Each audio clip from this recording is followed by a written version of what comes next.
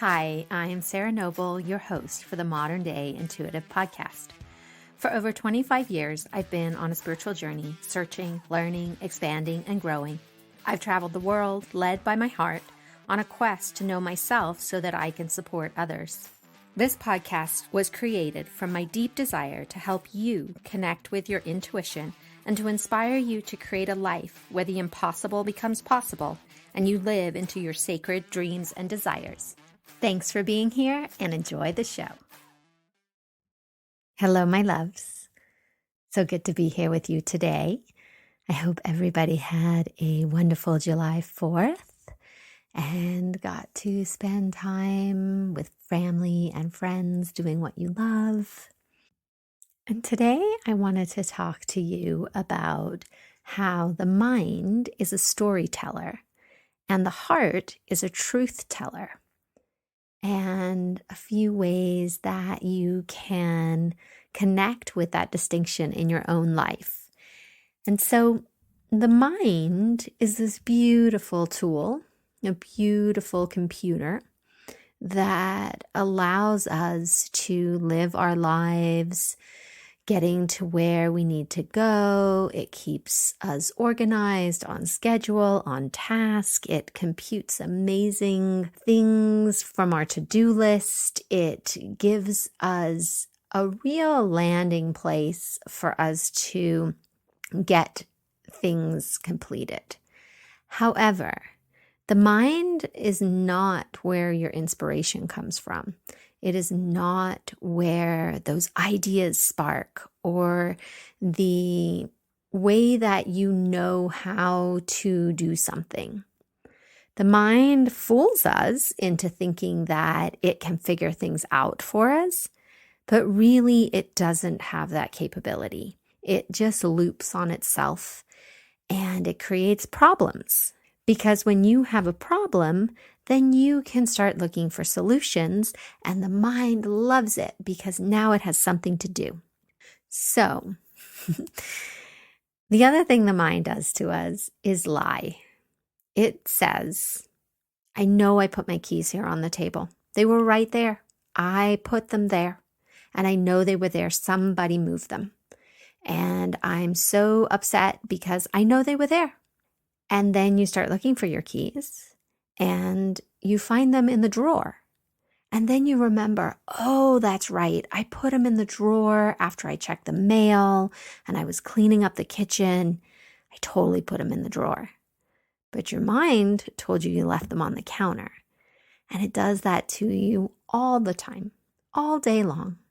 Just telling you these sweet little lies, trying to take care of you, trying to make you feel safe, trying to make things certain for you so that you don't freak out. And it does a really good job at that. And it's also really important to recognize that that's what is happening, that this pattern that you can get stuck in of thinking you know, thinking that you need to figure it out, thinking that there's some problem that needs to be solved. The other thing about the mind is all those things you think, like, I'm not good enough, I should make more money, I'm a bad mother, oh my gosh, what do my parents think? Holy moly, what do the neighbors think? Everything that all those thoughts that keep going on recycling in your head, they don't even belong to you. They belong to the collective conscious, and everybody thinks those thoughts. They're not even unique to you. I think them, you think them, the neighbor thinks them, everybody thinks them. We get so caught up in believing that it's only us, all these terrible things we think about ourselves in the future and what's going to happen and what's not going to happen and is this and that, and we share it. And if you are sitting next to somebody who is really stuck in their head, you can be sure that you are going to be thinking their thoughts pretty quickly because nothing in the mind and the thought process is unique to us. Inspiration, creativity, intuition, the language of your heart, that is all unique to you. And that's a different thing. And one last thing to help you see this mind theater play that we are all partaking in is, I find this fascinating too, when, say, there's a robbery and there's witnesses and they see the person leave and escape and he drives off in a car and there's all these eyewitnesses. And the police go around and they ask, hey, can you give a description?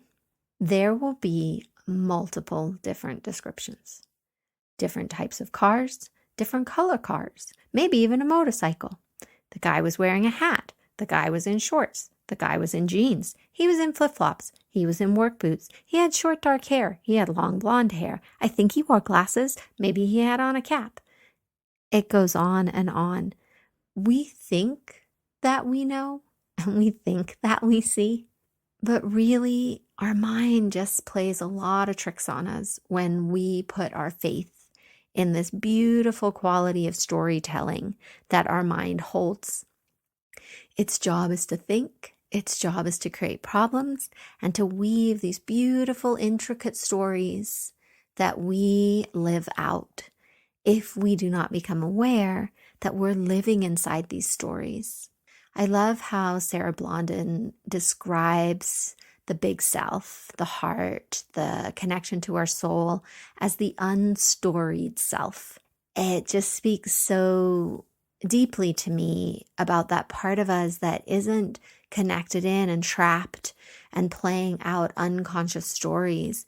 It's that part of us that is the witness that steps outside of the story and really sees that there's more than the limitations of the mind allow us.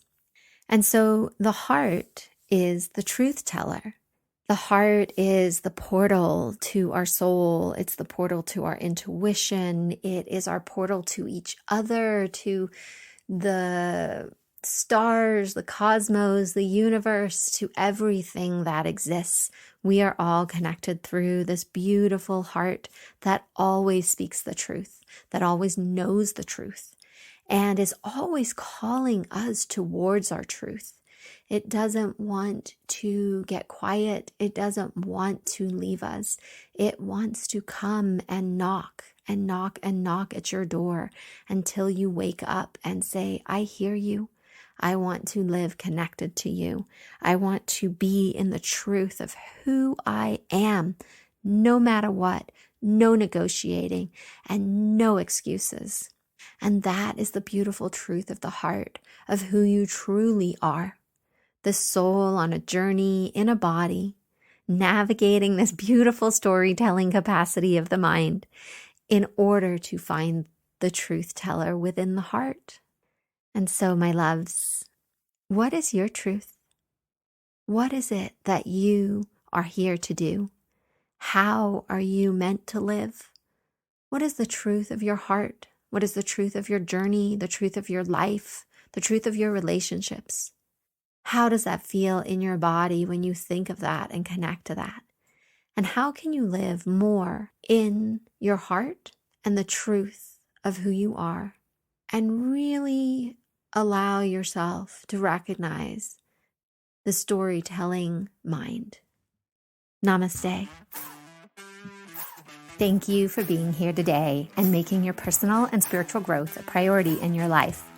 To learn more about connecting with your dreams and your intuition so that you can create a life full of possibilities, visit me at www.themodernDayIntuitive.com and see how we can create magic together.